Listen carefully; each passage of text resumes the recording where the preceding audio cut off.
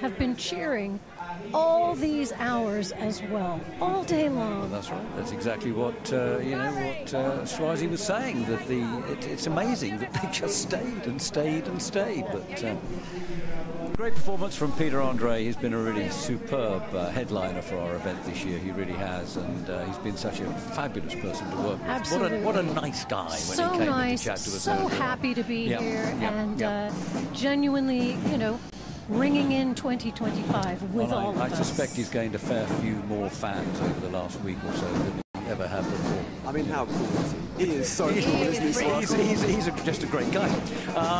Anyway, we are now going to hear the Faki band as they well, no, I think they're just marching through. They're not going to play. They've probably been entertaining like crazy all the way along the parade route, and so by now they're exhausted. But they're a wonderful, wonderful group. But hot on their heels, we're going to have the London School of Dole and Royal Bangra. As the Faki, the Kimbanguist band, mark time as they march through the finale arena on their way to a little bit of warmth. Absolutely, and one hopes comfort. We can feel those drums. No, we are. I think we are going to get a tune out of it, which is great. Really pleased about that. Just take a look at the age range of this group. Truly wonderful.